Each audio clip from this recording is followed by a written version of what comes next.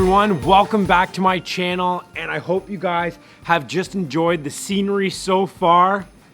It's Christmas time, and there's so much that happens during Christmas. Now, isn't there? What do parents do? What do you do every year? You check out what the next trend is, and you're like, what should I get? Is it a Tickle Me Elmo? Is it this weird robotic cat that poops and then you kind of... I don't know. Well, today I'm bringing this video to you from the barn. We're gonna talk about fear of missing out today. Talk about fear of missing out in our lives, but also the fear of missing out in the stock market. How can you protect yourself from that? How can you make sure that you're not getting caught up in this crazy cyclone of fear and wondering, should I have got in at that time? Let's go on a journey together. Yeah, we can start the video now. Let's go.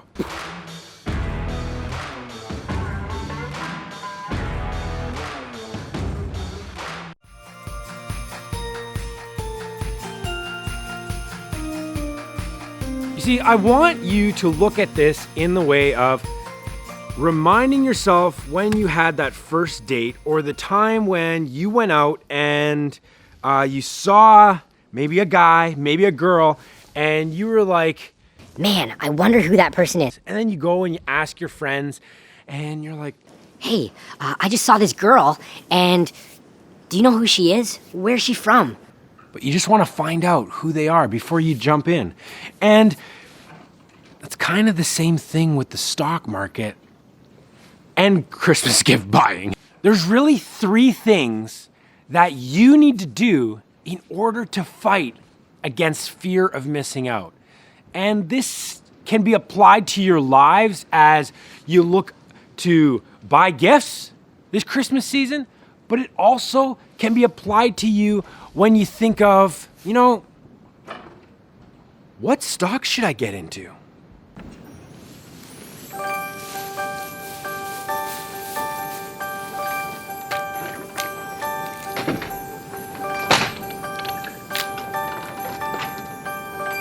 So the first thing you want to do is you want to map out a plan. You want to figure out, do I really want to climb that ladder? Maybe I should reposition it. You got to map out a plan. And how do you map out a plan? Well, you look at what your savings goals are. So why are you even going to get into the stock market? Why are you going to get into this stock? What is the purpose of this? So mapping out a plan is your first line of defense. And you could do this by looking at maybe a savings goal for something that you want to purchase. Maybe you want to purchase a boat. Maybe you want to purchase a car. Whatever it is, check that savings goal and then follow through on it. You got to really map out a plan, a savings plan, in how you're going to save this extra money. Are you going to put it into the stock market? Are you going to put it into a high interest savings account or something like that?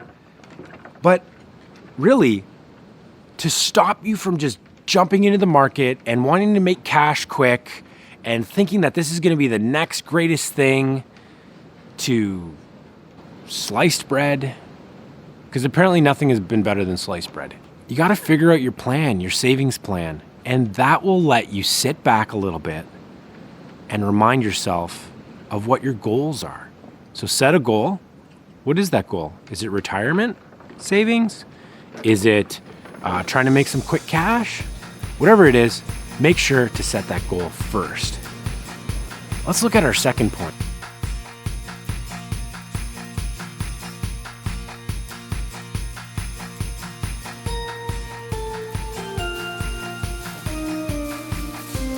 Another big point is time horizon.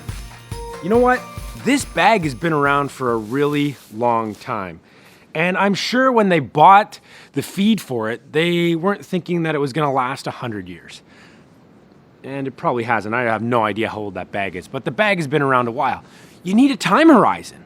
So you've set your savings goals. Now you need a time horizon to fight against FOMO, Are you going to be in the market for 1 year?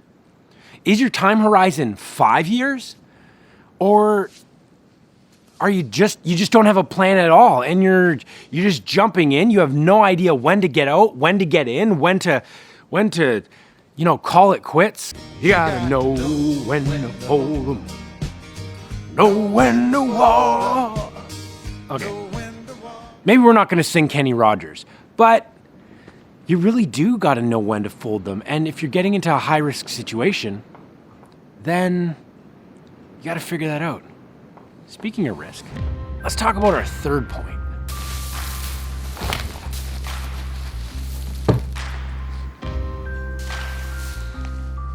So, all of us have different risk aversion. Each of us have kind of a risk palette. Are we willing to climb up on the back of that grain bin? Some of us might be like, yeah, let's do it. And others might be like, You know what?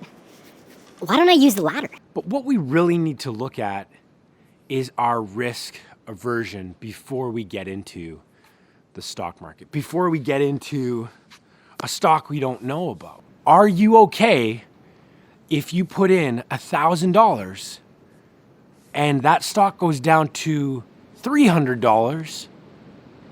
What are you going to do about that? Do you have a plan for that? Do you know what to do if that happens? Some of us, right from the get-go, are going to say, No.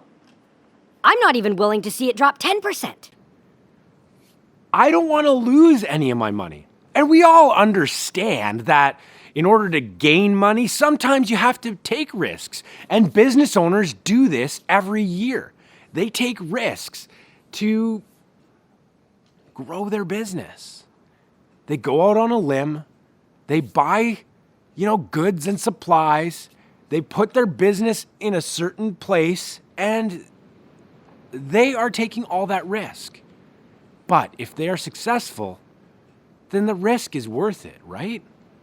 So you need to know what risk level you are at. And you can do this by going online. There are different tools that can even show you how risk averse you are. And one other thing, make sure to go down below, sign up for Wealth Simple Trade below.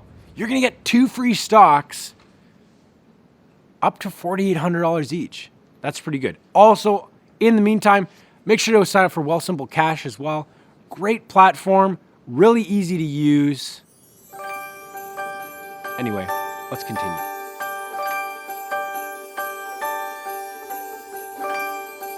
So you really need to know whether you are okay with short-term trading, whether you're okay with day trading, whether you're okay with trading month to month. Are you okay for a big correction like I talked about, that just all of a sudden 20, 30% of your money has disappeared?